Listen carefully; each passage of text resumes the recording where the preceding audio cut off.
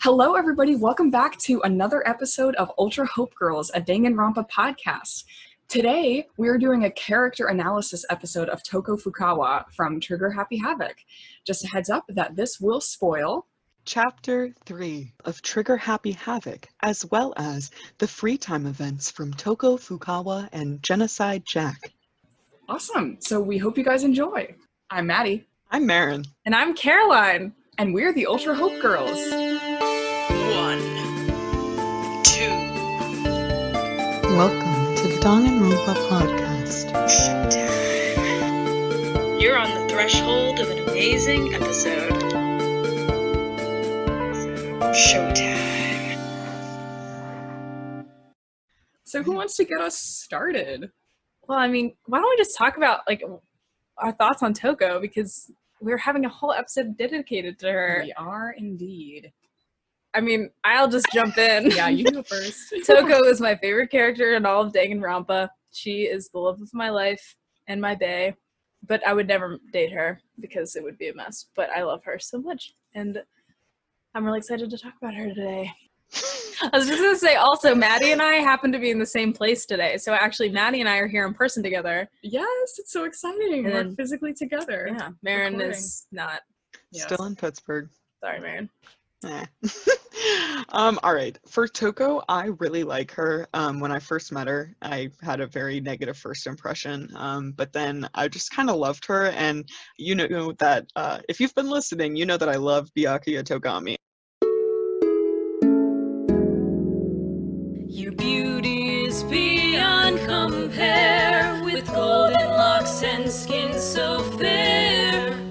Ooh, Byakuya Togami, Byakuya Togami. And so whoever is going to end up being his soulmate, I've got to jump on the train, you know? I don't know what that means. But anyways, I love Toko. I think she's great, and I think she has a really strong character arc. And yeah, I'm excited to get into her. I mean, we tried to find people who we could do character analyses of, and she was really the only person that we all agreed we could come up with enough content beyond the general chapters to do an entire episode about. So she's an interesting gal. Definitely. Absolutely. I did not like Toko when I first played through this game. Actually, like through the end of the game, I was like, nah, Toko's one of my least faves. I think she's obnoxious. But going back and replaying it and just kind of getting a new perspective almost, she has grown on me. She's really grown on me. And I think for different reasons now, I really do like her, and she probably is one of my faves. Especially learning some of the stuff about her through her free time events has absolutely changed my opinion of her as well, because there's some stuff that I learned that I did not know that surprised me a little, but made me feel a lot more compassion for her as a character. And as a psych major for me, I mean, I love pretending to like psychoanalyze the characters and whatnot. She was a fascinating one to do, like to have this kind of analysis. She was just, I had a really, really interesting time doing this character analysis. Do we want to go deeper into the psychoanalysis? Maddie, you could get us started with that. I'm trying to decide where I want to start, because obviously Toko has dissociative identity disorder. That is canon. She literally just has that. And that is an interesting one, I mean, to look into. But I also, I mean, it's terrible because like, coming from a psych perspective, if I were like a clinical psychologist, which I'm not, I absolutely don't have that expertise, but I have some psych background. And if I were like diagnosing her with something, there are so many mental illnesses that she meets all the criteria for, like out of the DSM-5, just there are so many. Yeah, I mean, it's honestly, it's all like just kind of overwhelming in a way, but I did some research on DID, and we can talk about that first if we'd like to. But I also, and this is something I mentioned briefly on another episode of our podcast, I would absolutely say that she has erotomania. And and erotomania is just a delusional disorder about like thinking people are in love with you. And maybe after we talk about DID, I could get into that a little bit more. I think it makes sense to start with DID. But I did a little bit of research on DID. I mean, I know some about it already from psych, but dissociative identity disorder is a type of dissociative disorder. So there are a few different kinds, but this specific one is very, very strongly associated with childhood trauma, and they often form in children exposed to long-term physical, sexual, or emotional abuse. And I mean, it's like, that's heartbreaking. That makes me think like, oof, I don't know what Toko has been through. I mean, probably some bad stuff, but it's definitely one that has almost like, it's like 99.9% of the time, anyone with DID is gonna have usually some kind of past trauma. And dissociative disorders can almost occur as a way of coping with that trauma, because dissociation is something that happens when you kind of disconnect from yourself or you disconnect from the real world. And that can be a coping strategy when the real world or your past memories or yourself is just too much to bear. And so you defend yourself from that by just disconnecting. And having another identity can be a way of kind of escaping the other you that you don't like or that is associated with the trauma. I actually have a quote from one of Genocide Jack's free time events, which if you played through the game and you were like, hey, I couldn't hang out with Genocide Jack, you actually have to finish all of Toko's free time events before you can go hang out with Genocide Jack. So just keep that in mind if you want to replay the game, because I did not know that. But one thing that Genocide Jack says in a free time event is, maybe living in a repressed modern society caused an unexpected reaction to bubble up. And maybe that reaction just so happened to be me. And since it was a reaction to that repressed society, my personality became the total opposite of that. The other me is a total downer, right? So that would make me a Genki. And a Genki is a term, it's an anime trope, which is like an energetic, enthusiastic person, sometimes overly sexual, which is True. our gal. Yeah, but yeah, absolutely, Maddie, I agree with that. I mean, I think she literally says exactly what you were saying. I mean, so my point about DID is in college, I've had the opportunity to play a character with DID in a play called Psycho Beach Party. It's by Charles Busch. It was written in the 1980s.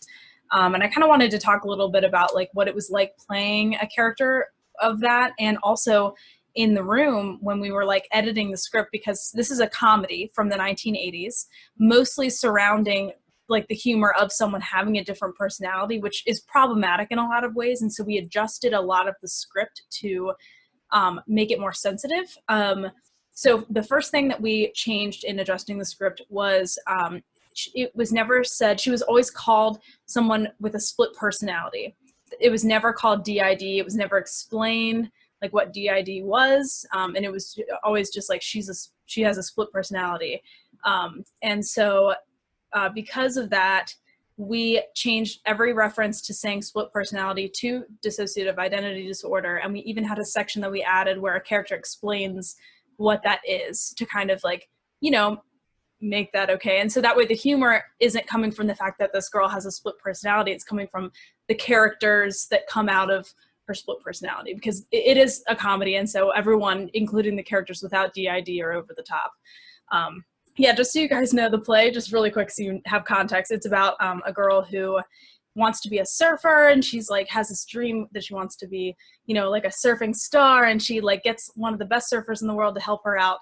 But at the same time, there have been these murders that have been happening that are by a serial killer, where people have been like shaved clean and murdered basically on the beach. That's why it's called Psycho Beach Party, because it's like a beach movie meets Hitchcock thriller. And you learn that the girl who is the one who wants to be a surfer, who's really cute, is actually the one doing it because she has DID. But in this circumstance, she has 5 personalities, not just one. But it's interesting talking about also the parallels between like, her name is Chicklet and Toko, because her serial killer personality actually fits a lot of what Marin was saying. She's sexual. Her whole thing is that she's a dominatrix. She's like incredibly sexual, lures men in with her like dominating persona. It's very wacky, but anyway, but yeah, so that's just kind of talking about like historically what's changed since the 80s and how we talk about DID to present day, and how we changed a lot of the script, and also what has changed since 2010 when Danganronpa was made to now, and how we change how we talk about it. Like, I know we mentioned this in the chapter 2 episode, but the use of the word schizo to describe Toko, which is not a word that is even associated with DID at all. It's really not. So that is really incorrect that they use that term.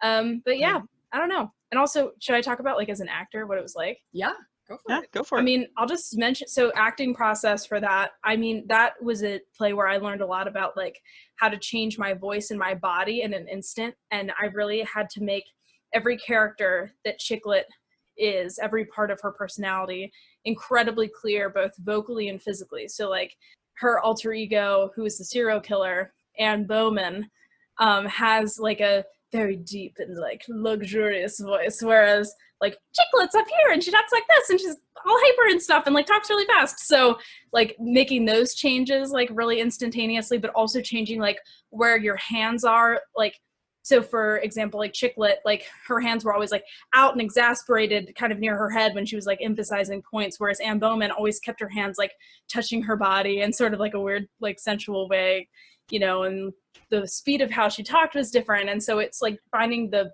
things that are so different between all the characters is what makes them clear. Yeah, and that relates so much to Toko, because we see, like, for the first time after she switches to Genocide Jack, her stutter is gone. Like, just everything about her is different. I mean, even, and this is anime, you know, suspension of disbelief, her eyes change color. Like, it's literally, she is, like, a different person. Genocide Jack, in one of her free time events, actually talks about, she says, having a split personality. So that's another example of maybe this game being a little bit, you know, incorrect wording. But she says the human mind itself is basically a split personality, which is really interesting. She kind of goes to say that everyone has DID, because she says, why else would headlines be filled with stories of murder, theft, fraud, and all that crap? And it's because, I mean, we like to watch that, you know, that's interesting. And even if it doesn't make us feel good, there's a reason why people keep watching, and there's a reason why that sells. You know, it's like the song Dirty Laundry. I don't know if you guys know that song from the 80s, but it's really interesting. It's all about how news shows make money off of people's pain, and there's a reason why they're able to keep doing that, and it's because people subconsciously might enjoy that. I also want to say, like, what she brings up about, like, everyone sort of having, like, a split personality. I mean, I obviously, none of us here at Ultra Hope Girls have DID, but I mean, it's kind of like Shakespeare's quote where it's all the world's a stage. We wear masks depending on who we're with and who we're talking to, and I think that again, not DID, but the very human ability to shift our personality and the way we act based on who we're with is definitely, like, it makes DID something that is almost like we kind of understand it in a way. Yeah, it makes it a little more humanized, and Yes. it's no longer a mental disorder. It's, hey, we all do this. It's just to what extreme? So, I mean, yes, we've said, like, none of us three have DID, but as somebody who, like, me personally, I am someone who has struggled with mental illness of other forms. And so and this, I think, just relates back to me learning more about Toko through her free time events. I just started to have so much more empathy for her, because I was like, wow, okay, like, you know, I can't relate to a lot of what she's been through, but there are parts of it I can relate to, like just the anxiety and just all of that is something that I can speak to and can say, like, damn, there are some parts of that I know how they feel. So, okay, here's the other thing, is that the first time I played through this game, I was thinking the whole time, I was like, I think Toko has erotomania. And I did mention this a little bit in a past episode, but for anyone who hasn't heard that or doesn't know, erotomania is, I'll just read a description that's from the Wikipedia page. It's a subtype of delusional disorder. It's a relatively uncommon paranoid condition that is characterized by an individual's delusions of another person being infatuated with them. So it's essentially like the mistaken belief that someone else is in love with you and you're obsessed with them too, and you think that they're in love with you as well when they're not. And I mean, we could all obviously have a debate as to Byakuya's feelings for Toko, but just from Toko's perspective, erotomania, I think, fits her perfectly. And because something else that I found during my research that I didn't know before, but made me even more certain of my, I guess, diagnosis of her, is that the majority of the time, the vast majority of cases of erotomania are young women who are shy, dependent, and sexually inexperienced, who are their object of their delusion is typically a male who is unattainable due to high social or financial status. And that's a quote from that Wikipedia page too. And I was like, that's literally Toko and Byakuya. That's the whole thing. Like, Toko is timid, anxious, like, she says she's not experienced. She tells us about that from her free time events, like that her romance stories are all from her imagination. They're not from her personal experience because she doesn't have a lot. And then Byakuya is obviously this aloof, rich man who she's just obsessed with. And that almost makes me, it's such a perfect fit that it almost makes me think it is very likely that the creators of Danganronpa knew what erotomania was and wrote Toko specifically for having that, just because it fits so perfectly. Yeah, I think that it depends, again, on if Byakuya likes her back, because if he loves her, then it's not a delusion of love. You know what I mean? Right. So again, it's like you said, there's a debate there. I will say that, yes, it's like erotomania is these romantic delusions taken to the absolute extreme.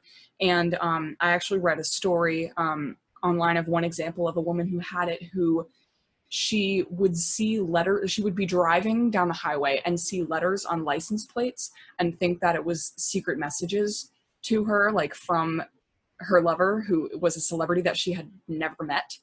And erotomania can be really extreme like that. Like, people see signs in things that aren't there. Like, they will, it could literally be like so extreme that they could see a leaf fall from a tree and know, like, that's a sign that the person I love just sent that sign to me. Like, they just, it's very extreme, and it's very, and yeah. And so some of those don't, like, Toko isn't necessarily like that, but she does have a great deal of extreme confirmation bias in looking for reasons why Byakuya might like her. Like, when he tells her, "You stink, go take a bath," she says, "Oh my God, he really cares about me," and in any normal situation, anyone would interpret that as an insult. Like, oh wow, okay, True. ouch.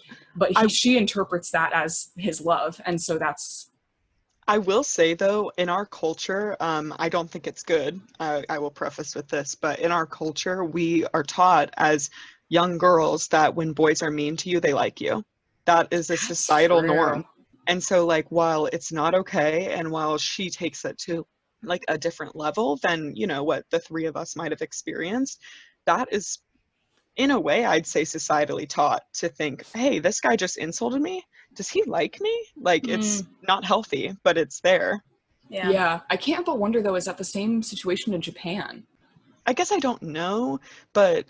No, but I know what you mean. And I want to also, like, comment on that, like, I mean, Byakuya also, like, I know this is a Toko episode, but he isn't the kind of person who would tell everybody if he and Toko were, like, doing anything together or, like, had a relationship, because he doesn't share that and he doesn't trust anyone. And I'm just going to say, the Jason Wishnov confirms that they have had some affairs. So I mean, like, I think Toko definitely, like, I have a quote here from, like, when she's talking about, like, her writing, she says, "Delusions let you fall in love as much as you want, even if you never do in real life." And that is, like, a big part of her, like, she's a romance novelist, but it's all in her head. Everything except Byakuya. Anyway, but yeah, I don't know. Yeah, and here's the one place where I start to question myself, because I played through her free time events and I wrote down that exact same quote.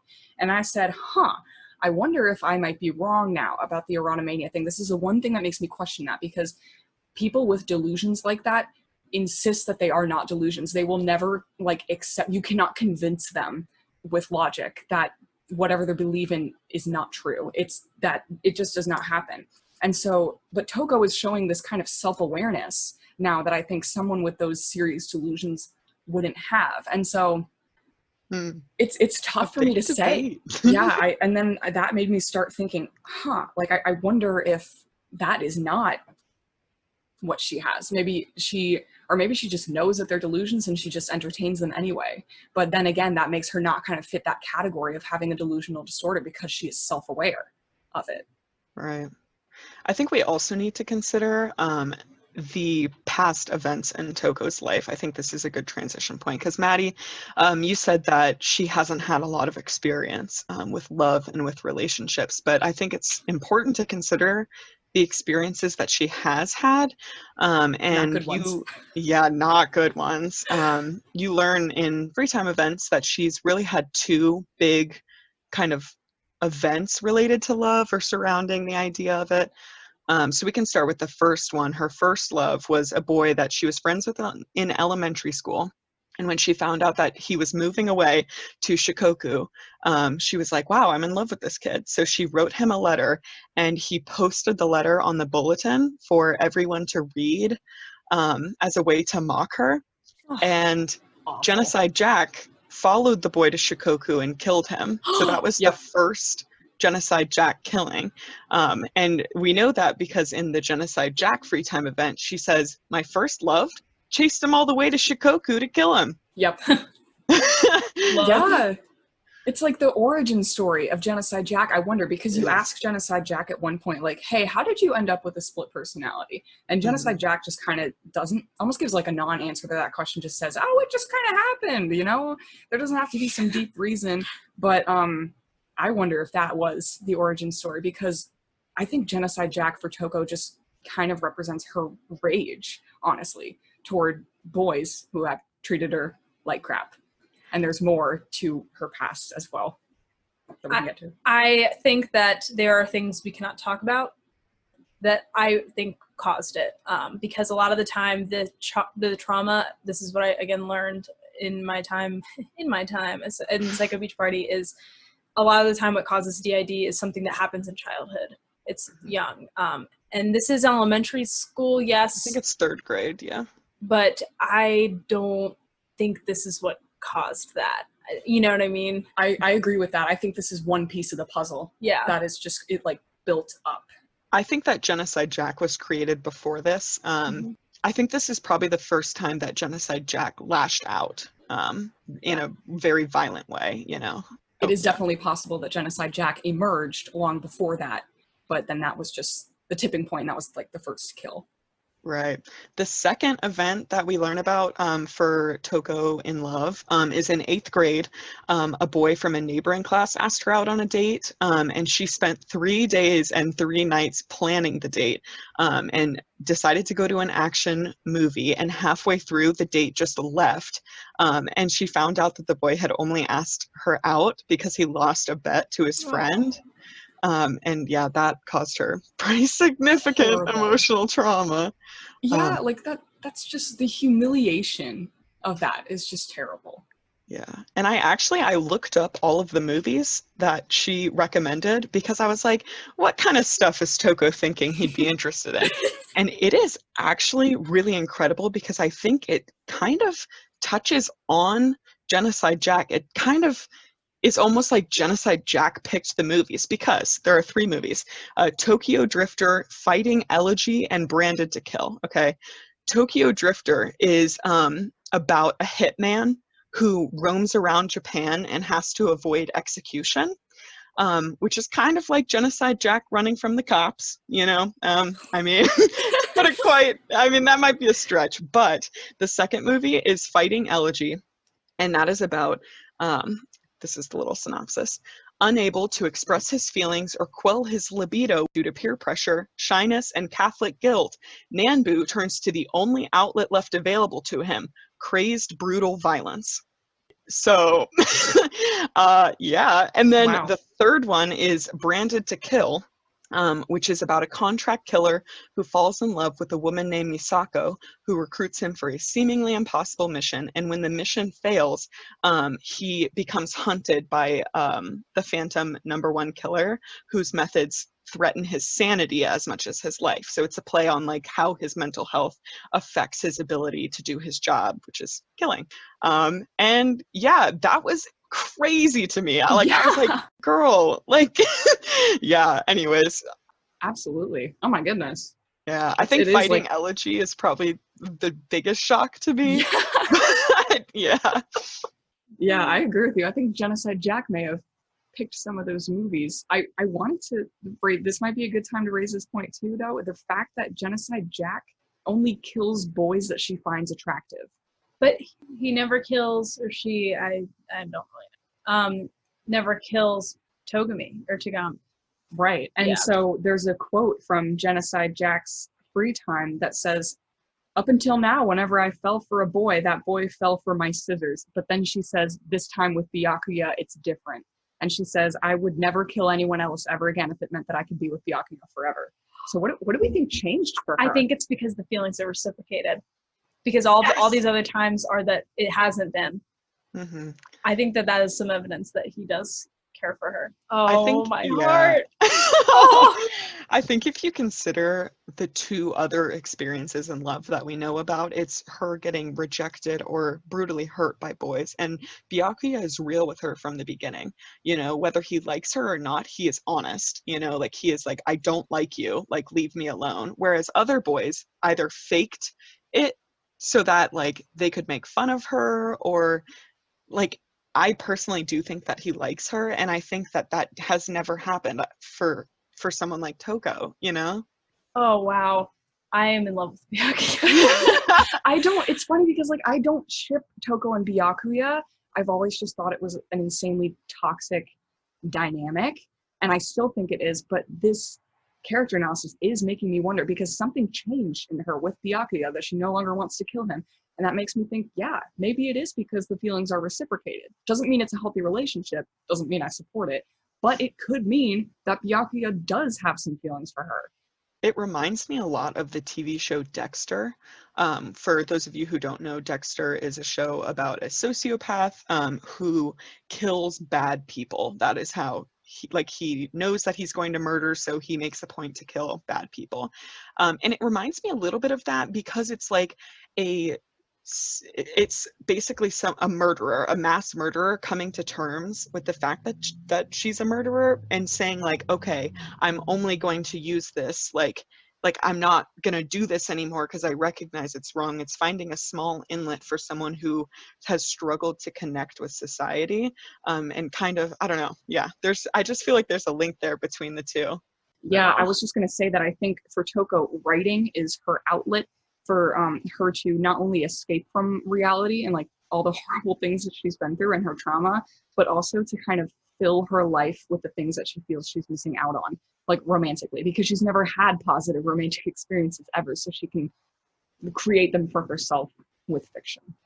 All right, we are going to take a quick break and we will be right back. Before we do, we want to let you know that we have started a Patreon. If you are able to give a small donation every month, that helps us to get more episodes, more merch, and all of that good stuff that you love about the Ultra Hope Girls out to you. We also have a Facebook page and a Twitter that you can like, follow, and subscribe to. We also have an Amino account where you can find really cool polls and fun questions, prompts, things like that, as well as some role plays done by Caroline. So you should absolutely check that out, and we will be right back.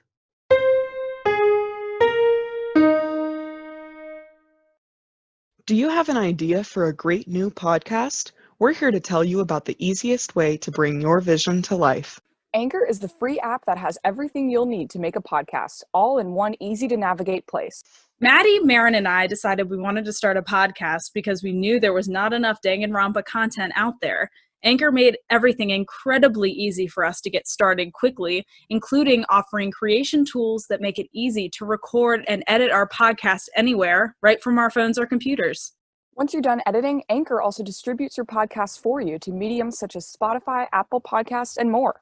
Broke from buying Danganronpa games and merch? Anchor makes it easy to make money from your podcast with no minimum listenership. Download the free Anchor app or go to anchor.fm to get started.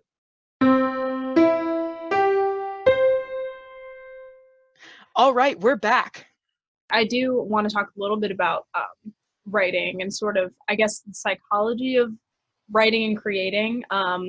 This is what I go to school for, you guys, so drink up this knowledge because it's free. Listen So I'm a creative writing minor, and a lot of the things that we talk about in our classes is you don't often want to write about experiences directly that you were part of, but you should, in fact, write from feelings that you are familiar with. And so it is very interesting to me that she has really only been heartbroken in love, yet she fantasizes and writes romance. And so it makes me wonder, like, one, like, she's very successful, which means her heart is in what she does, like, no matter what. And she knows what love feels like because she's been in love. Like it says, like, when in 3rd grade, she loved this guy. But she has never known what it's felt like to have that reciprocated. So it's interesting to me that she's the ultimate writing, like, prodigy, yet has never experienced in real life love being reciprocated, yet writes about it, I assume. Or we don't actually know. It could be a romance novel, but her novels are about people with one-sided love. Yeah. One thing I really, really wish that we could read, So Lingers the Ocean. That is one of my, like, saddest things, is that book is not in print. But there is a quote from in the show Westworld. The creator of Westworld, Robert Ford, says, "People like to read about the things they want most and experience the least." And that, when I heard that, was shocking to me. And I just think that is Toko. You know, she doesn't experience true love, true reciprocated love. And so she writes about it because, like, you write what you'd want to read, that you can learn a ton about an author from what they write. Absolutely. That is a perfect quote for Toko. I don't agree with that. I think that some writers are like that, but I think most of the ones that find success, and this is, again, like, literally all we talk about at art school is, like, depending on what art you're doing. So, like, acting, it would be in a similar vein, though. Like, people who are successful in creating have to stem something from real emotion. And so writing what you want is usually not as successful. I mean, this is a generalization. Like, whatever you do that makes you successful, like, cool, you're rich, so, like, whatever, like, who cares if I'm wrong? I'm some person on the internet. But, like, you know, I think that it can be debated that a lot of the time the things that really do well are when they come from humanity and what you have already sort of experienced. Because when you write about what you want, that is, I guess you could write about, like, the experience of wanting the thing that you want, because that is, like, you know, in itself a feeling, I guess. I don't think they're divided. I think you can have both because, like, let's say, I mean, I'm not married, but I would love to marry someone in the future. I want that. But, like, I can use that want to write a novel about wanting a relationship. If that's my deepest desire and I write about that, I think that's a very valid feeling. Bro, you're valid. Thanks, bro. You are valid. I have 3 more things. One of them's really fun. I think we could do that one next. Okay. Is Toko ever Toko on her period? I was thinking about that. It's such a good question. Yep. Because she faints when she sees blood. Yeah. Wow. I mean, listeners, let us know what you think. We have really struggled with this one because, oh man, that would be a stressful week. I know. It's like a whole different, like, reality of, like, a period being hell. Yeah. Like, oh my God. Wow. Crazy. I mean, maybe she has, like, an IUD or something. Maybe. IUDs for Toko. That's my new hashtag IUDs for Toko. Save her from having to experience. Tweet it out. that. Get some support behind this movement. Yeah. All right. So one thing I wanted to talk about is the similarities between Hifumi and Toko. And I know all 3 of us do not like Hifumi. If you listen to our tier list episode, you know that we do not like Hifumi. We're not Hifumi stans. I'm Is it all our sorry. deep tears? But I was doing research for this episode and I realized that they are very similar people. They are anxiety driven, they're writers, they overly sexualize things that shouldn't be sexualized. They're obsessed with someone who doesn't care about them, debatably.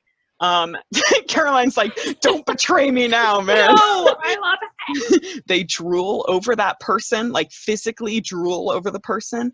And we've said before, like, Hifumi's gross. He drools about people. So does Toko. And so I'm wondering why we don't like Hifumi and we like Toko. That's a fair point, honestly. Yeah, you bring up a good point. That's a fair point. To all I the think- Hifumi stands out there, this is your moment right now. Yeah. So I have never spent free time with Hifumi. Me because I neither. have no desire to do so. Part of it for me, I feel like, stems from the fact that Toko is very like, they're both a little like standoffish, but Toko can be like straight up like, don't bother me. Like you're annoying. Like stop. Like she says what we're all thinking. You know what I mean? In a way. And like Hifumi is kind of an idiot. Toko, I feel like she's definitely anxious, yeah, but she's very smart. Mhm. Very. Yeah, and I don't think her love for, again, Byakuya is founded in something that doesn't already exist, in my opinion. You know, I know we're Right. going to disagree, audience and Maddie. But I think, like, with Hifumi with, oh my gosh, Alter Ego. Yeah. Yeah. And also Hifumi with Celeste. That was more who I was considering because I think Celeste and Byakuya are very similar. I In a think they are, too. lot of ways. And so I think you're right. I think it might be the intelligence levels that really pulled us away from Hifumi.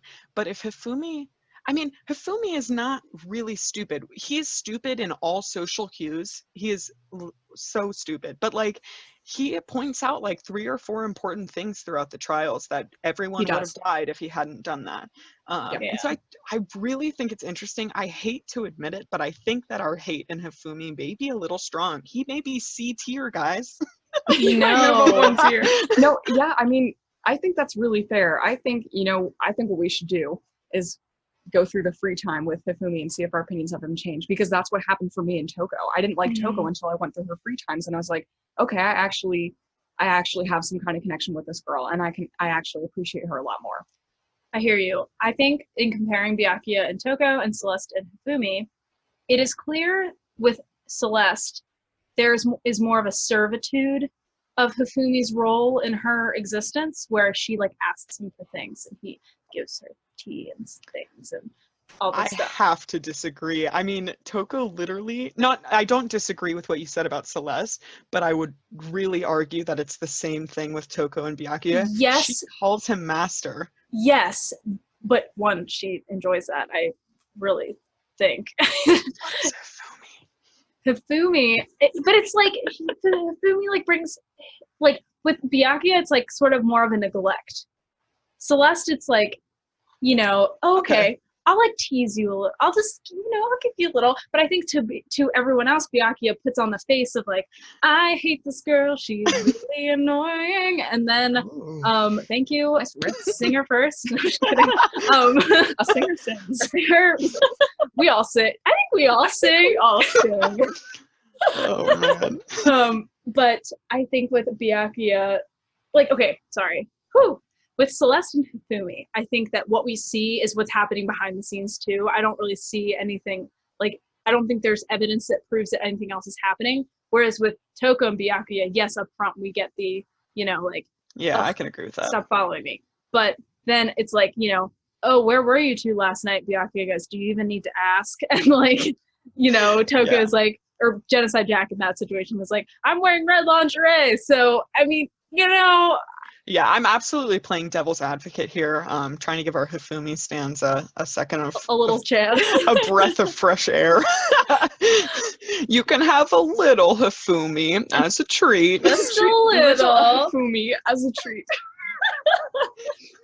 Wow. Okay, all right. My last point is that if you get all of Toko's friendship points, including Genocide Jack, you get an award called Strangers in a Brain. And that is a reference to the 1951 psychological thriller Strangers on a Train. And in that movie, it is about a young tennis player and a charming psychopath who both want to get rid of someone in their lives, and they decide on this train that they should exchange murders so that neither gets caught. And the psychopath commits the first murder, and the tennis player's like, whoa, I wasn't being serious, and basically gets forced to murder this person for the psychopath is the idea. But the entire theme of this movie is good and evil and darkness and light, and that they are not mutually exclusive. And that, to me, is Toko. I mean, you have to consider how much bad has happened in her life to create this. And you have to consider that, like, when I talk to Genocide Jack in her free time events, sometimes she was more cognizant of how bad her actions were than Toko was. Like, her bad personality is not all bad. And like, I just think it's really important to consider that I mean, she is a serial killer, and that is evil, but it's not all bad. And just kind of, yeah. Yeah, the gray area of morality. That's so interesting. I want to go back and watch that movie now. Yeah, definitely. We'll watch that right after I Want to Eat Your Pancreas. Oh my God. Yes. A hit. For all our listeners, many of the voice actors in this game were also a part of the hit movie from, I think, 2019 called I Want to Eat Your Pancreas. And we're just curious about what that's about. We don't know. It's an anime, right? So we're, yeah, who knows? Jumping in. I want to also just say, like, really quick, so I think, you know, we've talked a lot on this podcast, and I've, you know, said or implied a couple of times that I have felt very similar to Toko.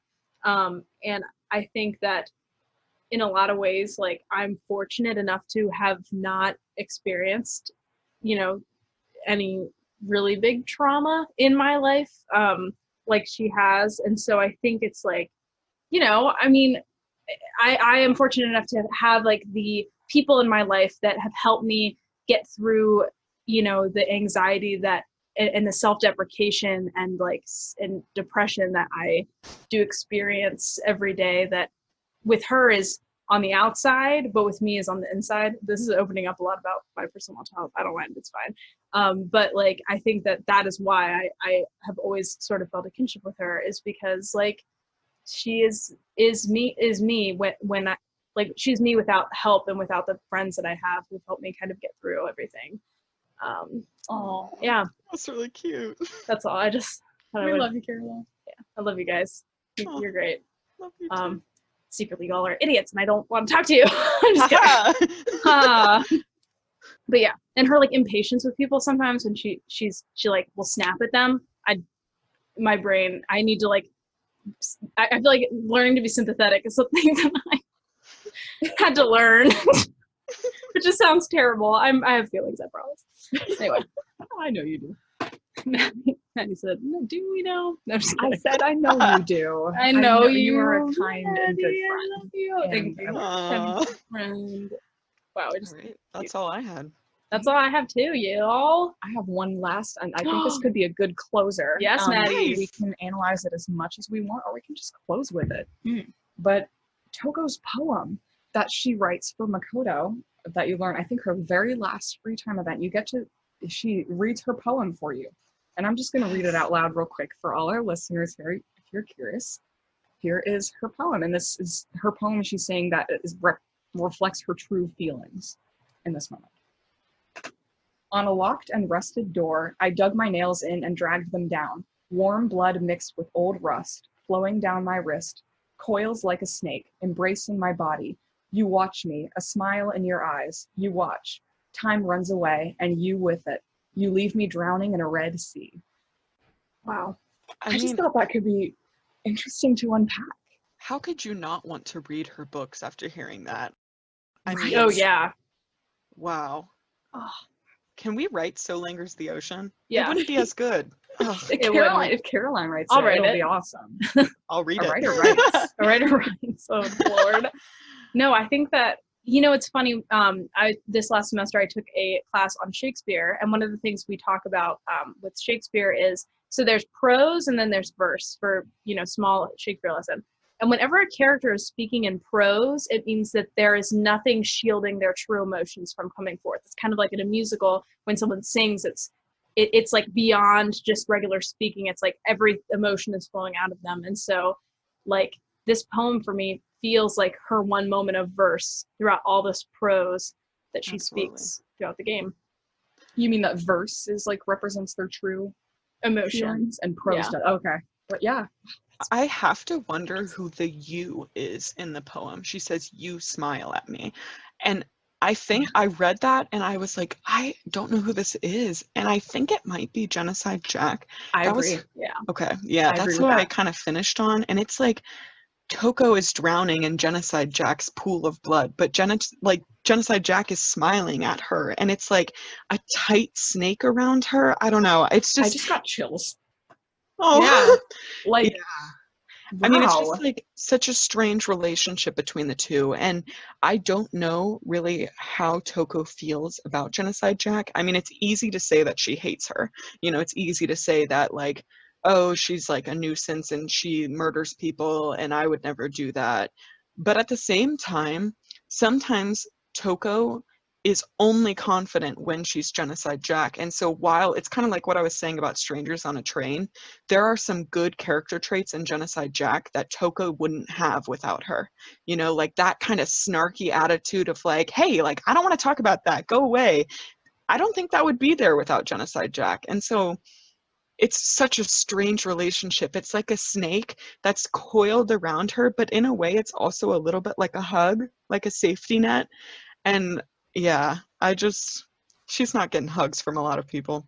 I also No. want to say, like, I did write a brief note, and now I want to, like, kind of bring it up. Like, a lot of the time when people fixate or become obsessed with a person, so in this case, I'm talking about Byakuya, it's to distract themselves from what is really hurting them or, like, causing pain in their life. And this, like, it makes me honestly, like, I'm like, girl, go for it. Like, be obsessed with Byakuya, because honestly, like, that is something that she is constantly burdened with. Like, every second she is burdened with that. And so this fixation of him, it's to bear that burden. There is this connects back to the erotomania idea, but there is a theory behind erotomania that suggests the cause of it is because it's a coping strategy for, like, the pain of rejection and humiliation for someone who has not had positive romantic experiences. So yeah, I think I agree with you, Caroline, on that. Well, I mean, a lot like of people when they're picking what their favorite game is, they talk about how game one has the best characters. And I think that Toko is really the prime example of that. You know, I mean, the ability for us to come up with more than an hour of content, you know, and then yeah, and probably we would have much more, but I mean, we're really hitting the main points is incredible. Absolutely incredible. Yeah. What an awesome character. Like, Yeah. just like, I mean, not that she is all good, but that she's just so interesting and so complex. Yeah. And Do I it's get just to great. nominate Strangers on a Brain for the title? Yeah, sure. Unless it's Yay! oh wait, no, it's not copyrighted because the original name is Strangers on a Train. That's Yeah. right. So we can say Strangers on a Brain. I love that. Yay! That's so Yes. good. All right, Alright. so for Bedwed Behead today, we are going to be going through Toko, Byakuya, and Genocide Jack. I think I would wed Byakuya. Yeah. Oh wow, I love him very much. Wow, he's really attractive, and I think honestly we would thrive. Yeah, Marin's nodding. Yeah, I think we would. I am. I would probably bed Genocide Jack, just because I think that would be more interesting of an experience, and also I tend to be kind of anxious, and if I was with Toko, it would be like two Tokos trying to, like, do things, and it would be really weird, and like we would never get anywhere. So I think I would kill Toko, but, like, I love her. She's still my favorite character. Yeah, I have the same answers as Caroline. Yeah, bed Byakuya, easy peasy. You all know. There's no surprise there. And then, wait, sorry, wed Byakuya. I misspoke there. Bed Genocide Jack and behead Toko. Love Right. Toko, but you're right. Genocide Jack would just be an experience. I have a slightly different answer. I would wed Byakuya because I love him. Problematic fave once again, and he's rich, so, like, that would be nice. I would probably bed Toko and behead Genocide Jack. I just, like, because I don't want to behead Toko. Like, I just feel like she's been through so much, and I just wouldn't respect. want to do that to her. Yeah, I feel like I would rather behead Genocide Jack than Toko. I don't particularly want to bed Toko, especially because she maybe doesn't have the best hygiene, but, like, you know, For some reason, I don't think Toko would like me. And I don't know why. I just don't think that she would, like, really reach out to me, you know? I don't know, hot take. We'll never really know, will we? Genocide Jack, on the other hand, we would be besties. You guys would Oh, like yeah. go out to bars every night, like Yeah. wild animals. It would you know, be kill amazing. some hot men. Nah, yeah. I'm just kidding. My favorite pastime, JK unless. Thank you so much for coming to listen today. We hope that you enjoyed this episode where we went through Toko Fukawa's entire life. We had a great time filming this episode, and we can't wait to come back with even more great Ultra Hope Girls content. We just want to let you know that we have a Patreon. If you are able to give us a small monthly contribution, we will be able to get more episodes, more merchandise, more content out to you. We also have a Facebook page that you can like and a Facebook group that you can join, as well as a Twitter and an Amino, and we cannot wait to hear from you. If you have any questions that you'd like us to answer, please submit them to anchor.fm, and you may have the chance to be featured in a future episode. That's it from us this week. We'll see you next time. Bye. Bye.